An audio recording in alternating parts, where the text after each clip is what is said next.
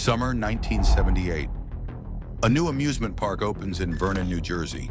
Action Park promises thrills unlike anything America has ever seen.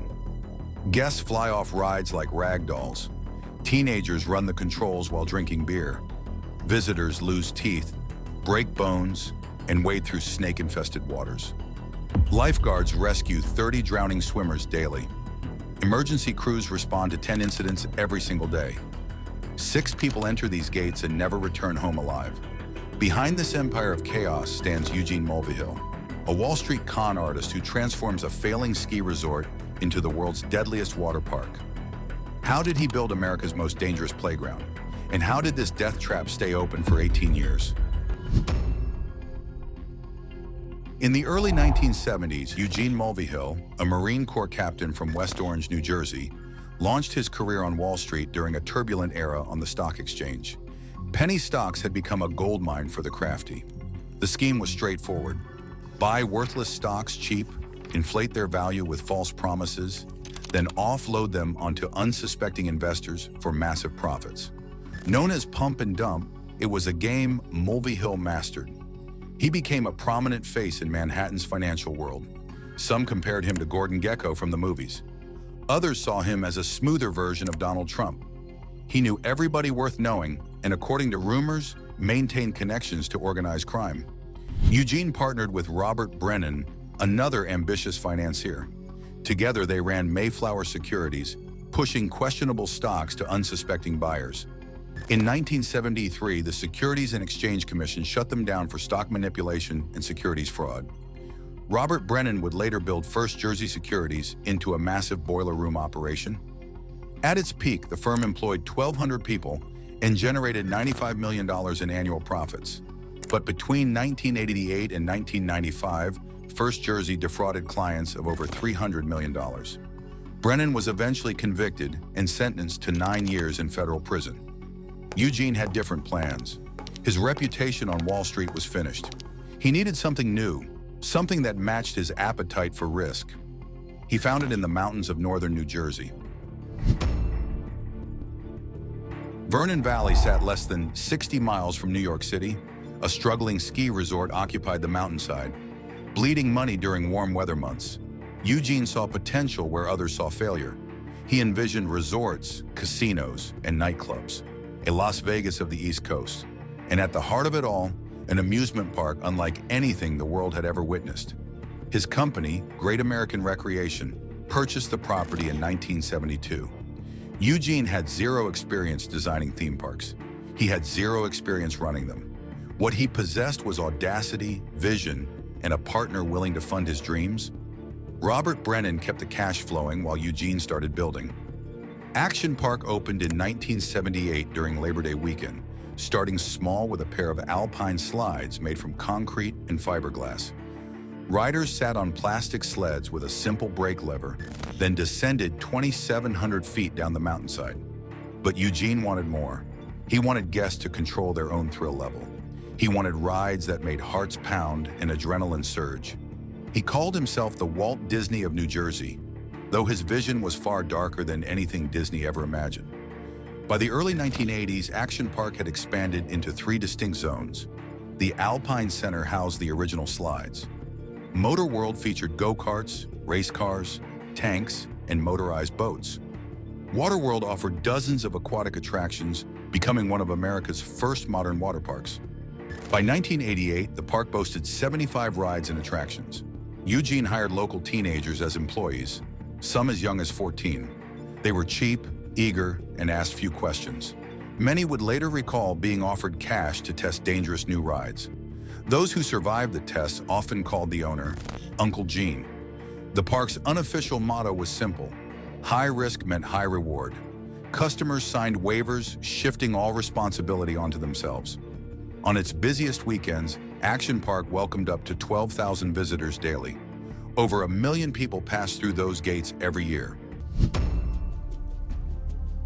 According to former employees, many Action Park attractions came from the minds of amateurs. A janitor who dreamed of breaking into the theme park business designed one ride called the Bailey Ball. Eugene loved hiring people with crazy ideas, even if they had zero engineering experience. The alpine slide became infamous fast. Those plastic sleds had two settings, crawl or fly. The handbrakes often malfunctioned. Riders who went slow got rammed from behind. Those who went fast launched off the concrete track at sharp turns, crashing through hay bale barriers and tumbling down rocky hillsides. The track was made of concrete, fiberglass, and asbestos, meaning even minor falls produced severe skin abrasions. Between 1984 and 1985, state records documented 14 fractures and 26 head injuries on this single attraction. Super go-karts at Motor World were supposed to max out at 20 miles per hour. Staff members regularly overrode the speed controls, pushing vehicles beyond 50. Some employees took the souped-up models for joyrides on the nearby state highway after work. The battle-action tanks let visitors climb into camouflage four-wheelers equipped with cannons that fired tennis balls at nearly 100 miles per hour. Employees running onto the field to collect stray balls became moving targets. If someone scored a direct hit to an employee's groin, the crowd erupted in cheers. Eugene reportedly assigned chronically late workers to ball collection duty as punishment. The speedboat lagoon crammed powerful boats into a tiny man-made pond. The water turned murky with leaked motor oil. Snakes slithered through the greasy waves. Dead fish and snapping turtles populated the swampy depths. Visitors came to crash the boats into each other. Then there was the Cannonball Loop, perhaps the most infamous water slide ever constructed. Eugene designed this one himself, sketching the concept on a cocktail napkin. A water slide about 5 stories tall with a complete vertical loop at the end. Simple physics, he figured. Before opening to the public, employees tested it using crash test dummies. According to legend, those dummies emerged from the loop decapitated. Eugene offered workers $100 cash to ride it themselves. One employee named Tom Fergus later said that money could have bought enough alcohol to drown out the memory. It still haunted him. Riders who attempted the Cannonball Loop often lost momentum inside the tube. They slammed face first into the fiberglass walls, emerging with bloody noses and broken teeth. Those teeth sometimes lodged into the slide surface, cutting future riders at high speed. The park eventually built an escape hatch to rescue riders stuck at the top. State inspectors shut down the Cannonball Loop after just 1 month of operation in 1985. It remains one of the only rides in American history closed by government order. Eugene's own son later admitted they simply could not perfect that one. Water-based attractions made up half of Action Park's offerings, and they caused the greatest share of casualties. The tidal wave pool opened in 1981 as one of America's first wave pools. It measured 100 feet wide by 250 feet long, capable of holding between 500 and 1,000 people at once. 4 massive fans pushed air into the water, creating waves up to 40 inches tall.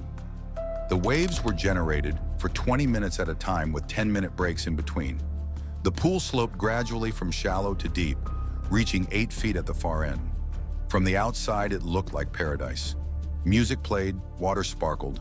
Families splashed together in the summer sun. But the tidal wave pool held dark secrets. Unlike ocean water, the fresh water offered less buoyancy. Swimmers accustomed to saltwater beaches found themselves sinking faster than expected.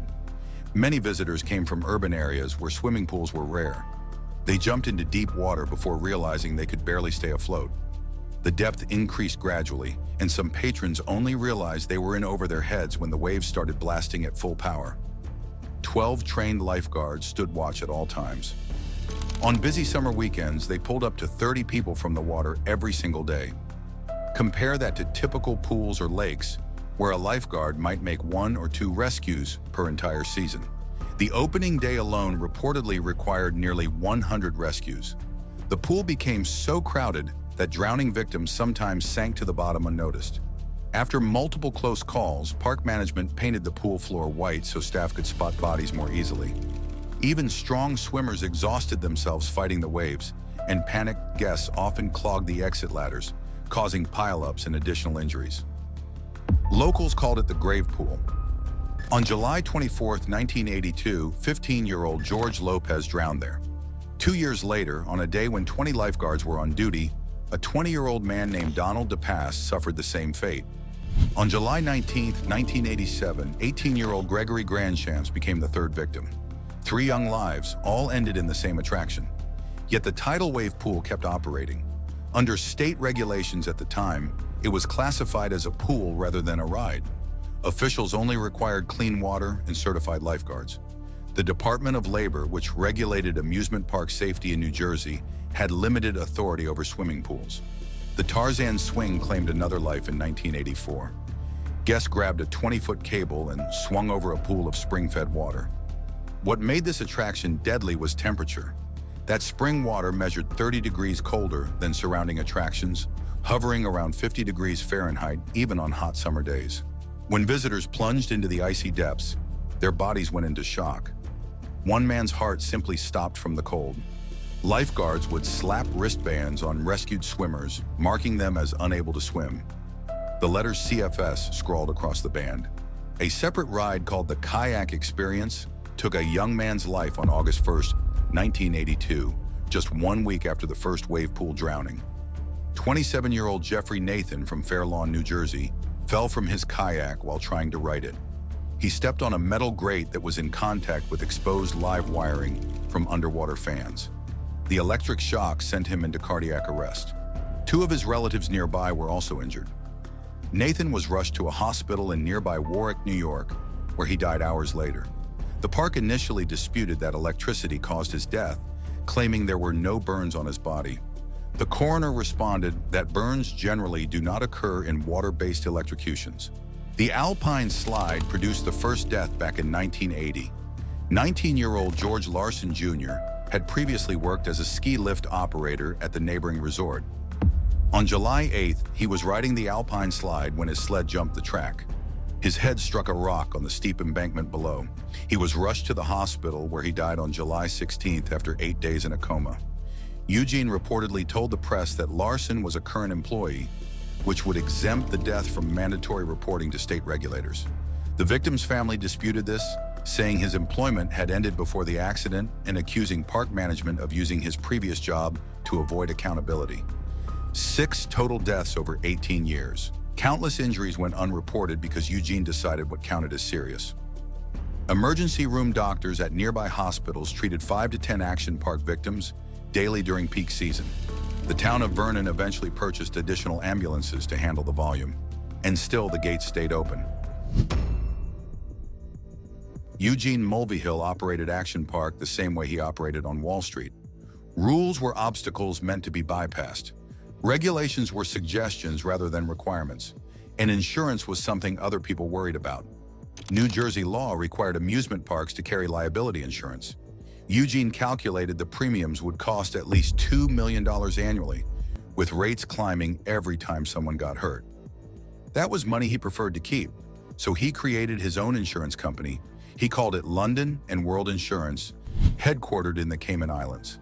The company existed primarily on paper. It produced fake insurance documents that satisfied inspectors. It collected premiums that went straight into Eugene's pockets, and it served as a vehicle for laundering money offshore. Eugene also exploited a loophole in state regulations. He argued that Action Park's attractions were sporting activities rather than amusement rides. Sporting activities required fewer permits and less oversight. For years, New Jersey officials accepted this reasoning. All they wanted to confirm was that rides were insured, and in the words of former inspectors, currently on fire was the only condition that warranted immediate attention. The fraud caught up with him in 1984. Following 2 deaths that summer, state investigators launched a probe that led to a 110-page indictment against 9 companies that operated the park. Authorities discovered the fake insurance scheme. Eugene pleaded guilty to 5 insurance fraud charges and was slapped with $300,000 in fines, plus 3 years probation. A court ordered him to sell the park. Eugene had other ideas. He refused to comply. He reportedly stopped paying rent on land he leased from the state. He ignored official letters. He dared bureaucrats to take action. Eventually, New Jersey gave up and sold him the property at a bargain price, just to be rid of the headache. Eugene won. When victims or their families sued, Eugene almost always refused to settle. He dragged cases through courts, knowing that trials were expensive, exhausting, and emotionally draining. Most families lacked the resources to fight a prolonged legal battle. Eugene reportedly won the vast majority of these cases. On the rare occasions he lost, he stalled on payments. Federal marshals reportedly came knocking on his door at least twice to enforce court orders. One journalist who published critical articles about Action Park claims Eugene retaliated by calling her boss and getting her fired. Another man who tried to collect a debt alleges that Eugene threatened to hire a Russian hitman to eliminate him and his entire family. Friends in high places helped Eugene survive. He cultivated relationships with local politicians and business leaders. Action Park was a major employer in Sussex County. Money flowed through Vernon. People looked the other way. Even Donald Trump reportedly considered investing in Action Park at one point, though the concept was apparently too crazy even for him. Eugene embodied the spirit of 1980s America. Minimal government, maximum profit. Regulations were the enemy of innovation. If customers got hurt, that was their problem. They had signed the waivers. By the mid-1990s, lawsuits had piled too high. Legal battles and safety mandates drained millions from company accounts. Robert Brennan faced his own troubles, convicted of securities fraud in 1994, and ordered to pay $71 million. He declared bankruptcy, then committed another fraud by hiding assets offshore. He eventually served nearly a decade behind bars. Great American Recreation collapsed under approximately $48 million in debt. In summer 1996, after 18 years of mayhem, Action Park finally closed. Eugene spent his final years complaining he lost more money than he ever made. He viewed himself as a visionary brought down by excessive regulation. The deaths were statistically insignificant to him. His son Andy acknowledged that Eugene cut a lot of corners, but insisted the park was about passion rather than profit. A resort company called IntraWest purchased the property and renamed it Mountain Creek. Dangerous rides were demolished. Trained lifeguards replaced teenagers. Safety became an actual priority. In 2010, Eugene led a group that bought back the property. He revived the Action Park name in 2014, attempting to recreate past glory. The magic was gone. Eugene himself had died on October 27, 2012, at age 78. Hurricane Sandy struck that same week, as if nature was sending him off with chaos. The Action Park name was retired again in 2016. Governor Chris Christie praised his contributions to Sussex County. Obituaries called him a visionary entrepreneur who lived without fear of tomorrow. For thousands who grew up in the tri-state area during the 1980s, Action Park remains complicated. It was a rite of passage where suburban teenagers tested their courage. Survivors swapped stories like veterans comparing war wounds. Senator Cory Booker has spoken fondly of his own scrapes from the Alpine slide. A popular list titled, "You Know You're from New Jersey," begins with a simple entry: "You've been seriously injured at Action Park." The park inspired an HBO documentary called Class Action Park in 2020, and a feature film starring Johnny Knoxville in 2018. The Cannonball Loop became an internet legend. The grave pool haunts swimming pool safety discussions. Was Action Park a monument to American freedom, where individuals chose their own risk, or a monument to greed where profits mattered more than lives? Perhaps both. Perhaps that's what makes the story so fascinating and disturbing.